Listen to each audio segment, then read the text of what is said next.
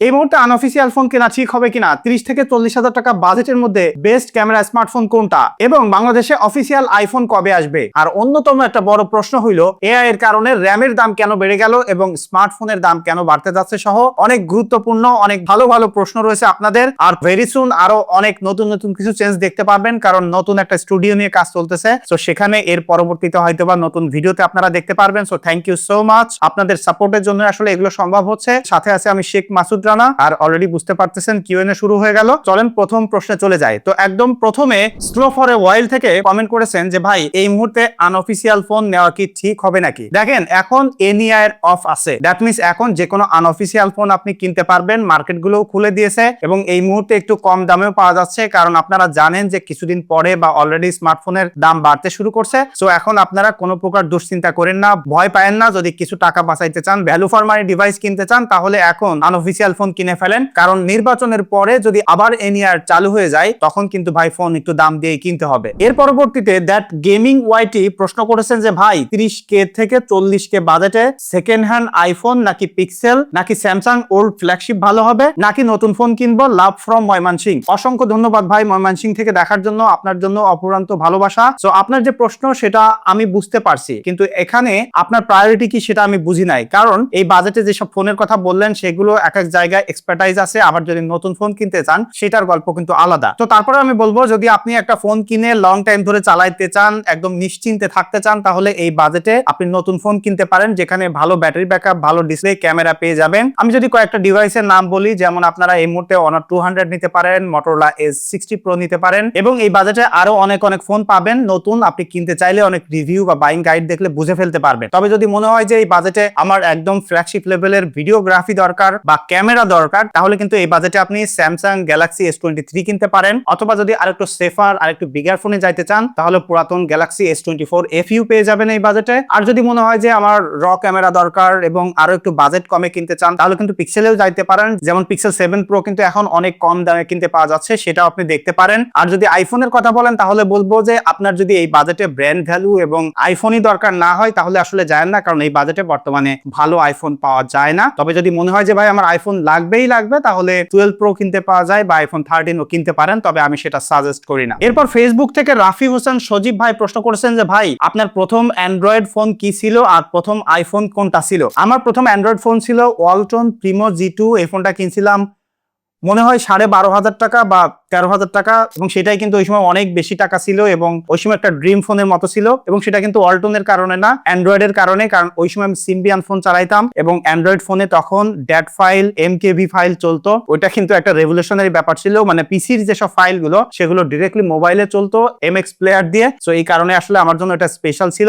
আর অ্যাপেলের মধ্যে iPhone 5 ছিল আমার প্রথম আইফোন, যেটা আমার একটা ড্রিম ফোন ছিল। এবং যারা ওই সময় আইফোন চালাইতেন আপনারা জানেন যে ওইটার ডিজাইন এবং ওইটার যে একটা ক্রেজ ছিল, মানে আমি বলবো যে এখন আমি ফিল করতে পারি, মানে আমার হাতে iPhone 15 আছে, তবে iPhone 5 হাতে থাকার যে একটা মানে ফিল এবং হোম বাটনের যে ফিলটা, সেটা আসলে অন্য কোনো কিছু দিয়ে ম্যাচ করানো যায় না। এর পরবর্তীতে ভাইয়ের আরেকটা প্রশ্ন আছে, চাইনিজ রম গ্লোবাল রম থেকে অনেক স্মুথ হয় আর নিয়মিত অনেক আপডেট পাওয়া যায়, পার্সোনাল এক্সপিরিয়েন্স, আপনি কি এটা মনে করেন কিনা। দেখেন এখানে আসলে আমি পার্সোনালি আপনার জায়গা থেকে ওরকম মনে করি না, তবে একটা যুক্তি তো অবশ্যই আছে। চাইনিজ রমটা স্মুথ হওয়ার কারণ সেটা হলো চাইনিজ রমটা সেটা কিন্তু সোনলি ফর চায়না, দ্যাট মিন্স তারা ডেডিকেটেডলি ওই ডিভাইস গুলোর জন্য অপটিমাইজ করে এবং এই ডিভাইসের নাম্বার কিন্তু অনেক কম, কারণ শুধুমাত্র চাইনিজ রিজিয়নের জন্য। বাট যখন গ্লোবালি করা হয় তখন কিন্তু বিভিন্ন রিজিয়ন চলে যায়, বিভিন্ন দেশ চলে যায়, বিভিন্ন রুলস রেগুলেশন অ্যাড হয়, যে কারণে অবশ্যই আমি বলবো যে চাইনিজ রম গুলোতে একটু বেশি স্পেশাল ট্রিটমেন্ট পাওয়া যায় এবং কোম্পানিগুলো কিন্তু ওই জায়গায় ফোকাসও করে, বিকজ তাদের নিজস্ব কোম্পানি,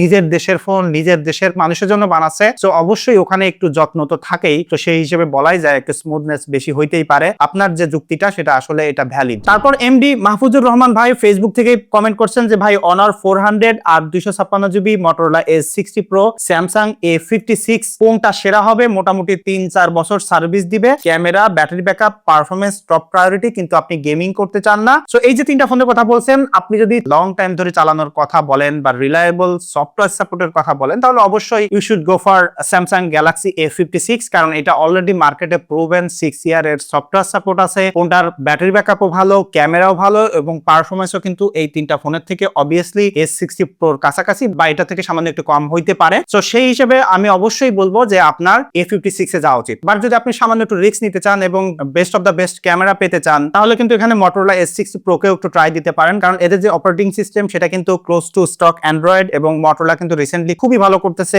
অনেক ফোন রিলিজ করতেছে, তারা মোটামুটি মার্কেটে অলরেডি বিশ্বস্ত হতে যাচ্ছে। Honor 400 খারাপ না, মানে আপনার যে তিনটা সিলেকশন অবশ্যই ভালো, তবে আমি যদি র্যাঙ্ক করি তাহলে আপনার জন্য A56, তারপর হলো Motorola, তারপর হলো Honor। তারপরে KH ইয়াসির ভাই প্রশ্ন করছেন যে 30,000 এ একটা iPhone 13 কেনা কি ঠিক হবে, যেটা ডিসপ্লে ও ব্যাটারি চেঞ্জ কিন্তু ব্যাটারি ব্যাকআপ অনেক ভালো, ডিসপ্লেও ভালো কাজ করে, আর S23 একটু বাজেট বাড়ালে পাওয়া যাবে, ভিডিওগ্রাফির জন্য কোনটা ভালো হবে? এই দুইটা ফোন থেকে এবং iPhone 13 এর যে সিচুয়েশনের কথা বললেন তার থেকে চোখ বন্ধ করে S23 টা কেনেন, এটা বেটার হবে ভিডিওগ্রাফির জন্য, ক্যামেরার জন্য এবং ডেডিকেটেডলি এখানে টেলিফটো লেন্স থাকার কারণে ব্যাকগ্রাউন্ড ব্লার করে ভালো পোর্ট্রেট তুলতে পারবেন এবং ভিডিও তো অবশ্যই করতে পারবেন ভালো। তারপর যে আর জীবন ভাই প্রশ্ন করছেন, ভাই যেহেতু বাংলাদেশে অ্যাপেলের অফিসিয়াল স্টোর নেই তাহলে বাংলাদেশের সব আইফোন কি আনঅফিসিয়াল কিনা? দেখেন ভাই, বাংলাদেশে অফিসিয়াল আইফোন স্টোর আছে, আপনারা অনেকেই জানেন না। স্টোর কিন্তু দুই ধরনের হয়ে থাকে, একটা হলো সোললি অ্যাপেল বানায় এবং আর একটা হলো ওখানে অফিসিয়াল প্রোডাক্ট পাওয়া যায় কিন্তু অন্যান্য কোম্পানি, থার্ড পার্টি কোম্পানিগুলো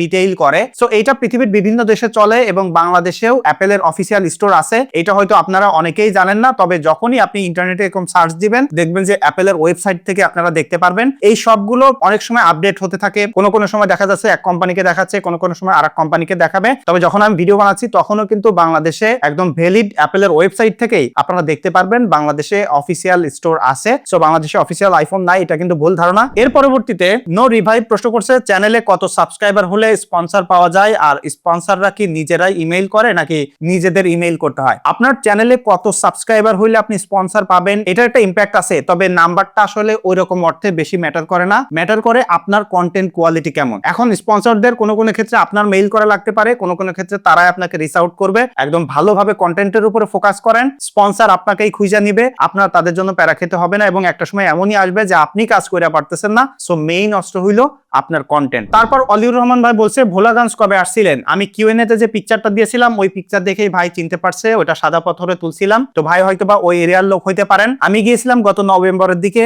বেশ এনজয় করছি সিলেট, সাদা পাথর, জাফলং। তো জায়গাটা অনেক সুন্দর, যদি কেউ না যেয়ে থাকেন অবশ্যই যাইতে পারেন। তার পরবর্তীতে পিয়াল ভাই প্রশ্ন করছেন, ভাই আইফোন 16 নাকি 14 প্রো ম্যাক্স কোনটা ভালো হবে 70K বাজেটে? চোখ বন্ধ করে 14 প্রো ম্যাক্সটা নেন, এটা বেটার ক্যামেরা এক্সপিরিয়েন্স আপনাকে প্রোভাইড করবে, বেটার আইফোনের একটা এক্সপিরিয়েন্স প্রোভাইড করবে, because it's a pro iPhone, bigger iPhone. আমরা যখন আইফোন কিনতে চাই, এই কথা আমি অনেকবারই বলছি, তারপর একটু বলি, যখন আমরা আইফোন কিনতে যাই তখন আমাদের ইচ্ছা হয় যে একটা আইফোন হইলেই হয়, মানে আইফোনের লোগো হইলেই হয়। কিন্তু যখন আপনি আইফোন কিনে ফেলবেন, বিশেষ করে বেস ভেরিয়েন্ট, তখন আপনি ফিল করবেন যে আপনার একটা প্রো আইফোন কেন দরকার। প্রো আইফোন অলওয়েজ বেটার, আর যদি সেটা ম্যাক্স সিরিজের হয় তাহলে কথাই নাই। তারপর জাহিন সরকার প্রশ্ন করছে, এআই ডেটা সেন্টার গুলোর কারণে সারা পৃথিবীতে কেন র্যামের দাম বাড়লো, একটু যদি বুঝিয়ে বলতেন। দেখেন, এআই ডেটা সেন্টার গুলো বা যে কোনো ডেটা সেন্টারে কিন্তু সেখানে প্রসেসর থাকে, অনেক স্টোরেজ লাগে এবং র্যাম লাগে, মানে টোটাল ডেটা সেন্টার বলতে ওখানে কিন্তু বড় বড় কম্পিউটার। পৃথিবীতে হঠাৎ করে এআই ডিমান্ড বেড়ে যাওয়া বা এটা নিয়ে কাজ করার কারণে অনেক বেশি ডেটা সেন্টার হইতেছে,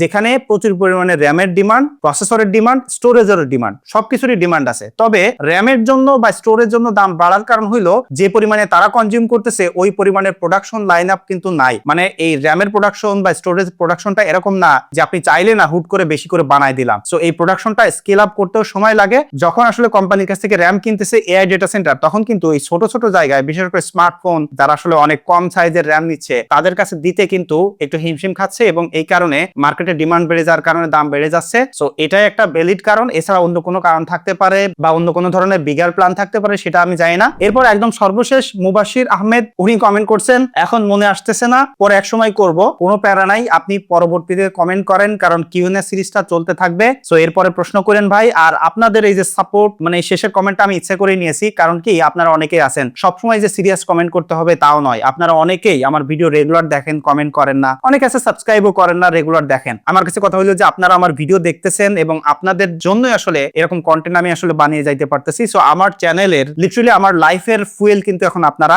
সো ভাই, ভিডিও দেখার জন্য অসংখ্য ধন্যবাদ। আর যেটা ভিডিও শুরুতেই বলতেছিলাম যে নতুন স্টুডিও নিয়ে কাজ চলতেছে, অনেকদিন ধরে এরকম বোরিং একটা ব্যাকগ্রাউন্ড আপনারা দেখতেছেন, দেখতেছেন। সো হোপফুলি এখানে কিছু নতুনত্ব আসবে, আমার কন্টেন্টেও কিছু নতুনত্ব আমি নেওয়ার চেষ্টা করব, অনেক কিছু নতুন করে শিখবো, নতুন করে নিজেকে ইমপ্রুভ করার চেষ্টা করব। আপনার যদি কোনো ফিডব্যাক থাকে, এনিথিং, আপনি জাস্ট কমেন্ট করেন, আমাকে জানান, আমার জন্য উপকার হবে। So thank you so much, দেখা হচ্ছে পরবর্তী ভিডিওতে।